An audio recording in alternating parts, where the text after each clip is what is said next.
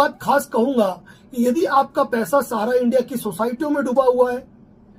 आपने claim petition file नहीं की है, कोई कानूनी कार्रवाई नहीं की है, तो ये वीडियो आपके लिए बहुत ही महत्वपूर्ण है। लेकिन इस वीडियो को देखने के बाद भी यदि आपके मन में कोई सवाल रह जाते हैं तो इसी चैनल पे और भी 7-8 वीडियो पोस्ट है, उनको यदि आप सुनेंगे तो आपके सारे सवालों का जवाब आपको मिल जाएगा। तो इस वीडियो को देखने के साथ इस चैनल पर जितने भी सहारा इंडिया से जुड़े वीडियो है उनको एक बार जरूर देख ले, क्योंकि उनको देखा तो आपका कोई सवाल शेष नहीं रहेगा कि कौन सी जानकारी हमें लेना बाकी रहा। तो सुन,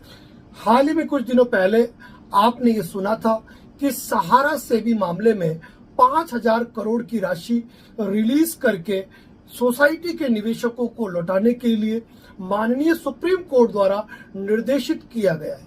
उसके बाद माननीय गृह मंत्री और केंद्रीय सहकारिता मंत्री श्री अमित शाह जी द्वारा भी इस मैटर में क्लियर किया गया कि प्रत्येक वो निवेशक जिनका की सोसाइटी में पैसा है वह अपनी क्लेम पिटीशन प्रस्तुत कर दे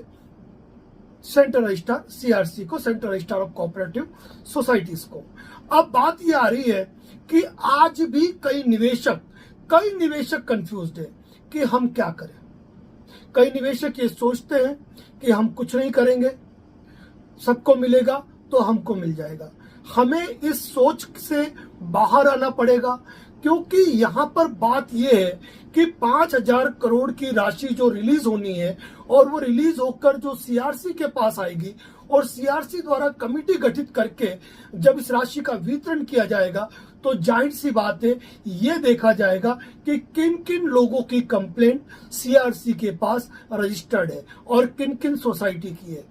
क्रमशः भुगतान उन निवेशकों को होगा जो निवेशक ये सोचते हैं कि हमने कुछ भी नहीं किया और फिर भी हमको इसका लाभ प्राप्त होगा, तो यह सोचना केवल और केवल बेईमानी साबित होगा। वहीं आज कई निवेशक ये सोचते हैं कि हम तो ऑलरेडी लेट हो चुके हैं, हमने पहले कोई कंप्लेंट की नहीं, हमने कोई क्लेम पिटीशन फाइल की नहीं, हम सीआरसी के रिकॉर्ड में आए नहीं। 5,000 करोड़ की राशि यदि रिलीज होकर आ भी गई तो पहले उन निवेशकों को भुगतान हो जाएगा जिन्होंने कि सीआरसी में अपनी कंप्लेंट पिटीशन जो है वो रजिस्टर्ड कराई है। तो यहां में तमाम निवेशकों को जिन्होंने कि सीआरसी क्लेम पिटीशन के अंदर अपना नाम दर्ज करवाया है या नहीं करवाया है, उन सभी लोगों को ये कहना चाहूंगा कि ये बात तो सही है कि जिन लोगों ने सीआरसी में अपनी क्लेम पिटीशन रजिस्टर्ड करा दी है उन्हें सर्वप्रथम भुगतान हो जाएगा और उन निवेशकों को भुगतान हो जाएगा जो कि उसमें रजिस्टर्ड है। यानी 5,000 करोड़ की जो राशि है वह निवेशकों के मध्य वितरित हो जाएगी। अब मान के चलिए कि 5,000 करोड़ की राशि निवेशकों को वितरित हो गई और कंप्लेंट्स के अकॉर्डिंग सभी निवेशकों को भुगतान हो गया और कोई निवेशक बाकी नहीं रहा, तो central registrar of cooperative society अपनी रिपोर्ट पेश करेंगे कि जिनकी कंप्लेंट हमारे पास रजिस्टर्ड हुई उन निवेशकों को हमारे द्वारा भुगतान कर दिया गया और कोई कंप्लेंट अभी हमारे पास पेंडिंग नहीं है। तो क्या आप सोचते हैं कि भविष्य में आपको भुगतान हो पाएगा?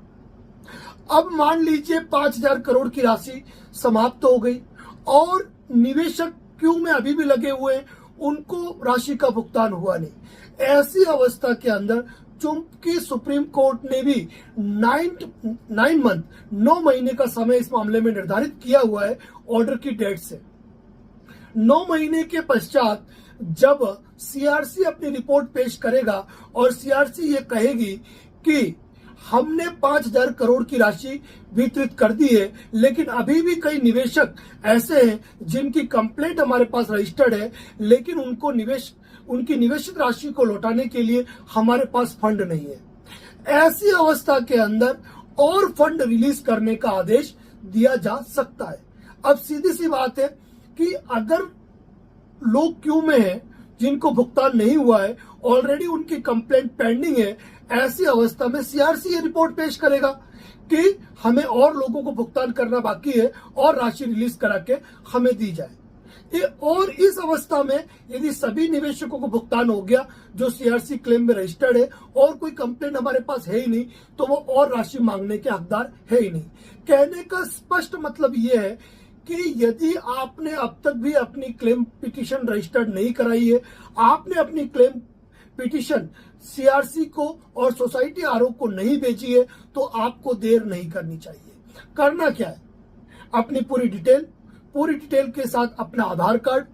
अपने इन्वेस्टमेंट डॉक्यूमेंट की फोटोकॉपीज और उसके साथ आपके वर्तमान बैंक खाते में जो भी आपका बैंक खाता है उसका कैंसिल चेक या बैंक खाते की प्रथम पेज की फोटोकॉपी जिसके ऊपर आपका नाम, ब्रांच का नाम, बैंक का नाम, आईएफएससी कोड और अकाउंट नंबर अंकित हो, इनको तैयार करके आप अपने डॉक्यूमेंट तैयार कर सकते हैं। दिनांक 17 तारीख तक जो भी क्लेम पिटीशन से संबंधित दस्तावेज प्राप्त हुए उनकी क्लेम पिटीशन भेज दी गई है, जो ऑन रिकॉर्ड बहुत जल्द आ जाएगी। और उस संदर्भ में कोई अपडेट यदि आपकी तरफ से बाकी निकला तो उस मैटर में आपको विभाग की तरफ से सूचित किया जाएगा। जिन लोगों ने अपने क्लेम पिटीशन का प्रोसेस कंप्लीट कर दिया है उन्हें तो बिल्कुल ही निश्चिंत होकर बैठना चाहिए। अगर वो 5,000 करोड़ की क्यू में आते हैं तो उनको उनकी राशि का भुगतान हो जाएगा, और यदि किसी कारण से नहीं भी होगा तो आगे भी तो आपके सामने यही विकल्प है, दूसरा कोई विकल्प है नहीं। अब दूसरी बात करते हैं 5,000 करोड़। लोग कहते हैं 5,000 करोड़ से क्या होगा। अगर 5,000 करोड़ की राशि निर्धारित की गई है तो जाहिर सी बात है कि सीआरसी के पास कंप्लेंट भी उसी अनुपात में है। इसलिए यदि आपने अब तक कंप्लेंट फाइल नहीं की है तो आपको देर नहीं करते हुए सीआरसी को अपनी कंप्लेंट पिटीशन फाइल करनी चाहिए। और ये सीआरसी को कंप्लेंट पिटीशन उन्हीं की फाइल होगी जिनका पैसा सहारा क्रेडिट कोऑपरेटिव, स्टार्स मल्टीपर्पज या फिर हमारा इंडिया या सहारे के अंदर जिनका सोसाइटी में निवेश है वह ये निवेश कंप्लेंट पिटीशन फाइल कर सकते हैं। कॉमर्शियल कॉर्पोरेशन, रियल एस्टेट या हाउसिंग या फिर क्यूशॉप के अंदर जिनका पेमेंट है वह सीआरसी को अपनी क्लेम पिटीशन प्रस्तुत नहीं कर सकते, और कर देते हैं तो उसका उनको कोई लाभ प्राप्त नहीं होगा।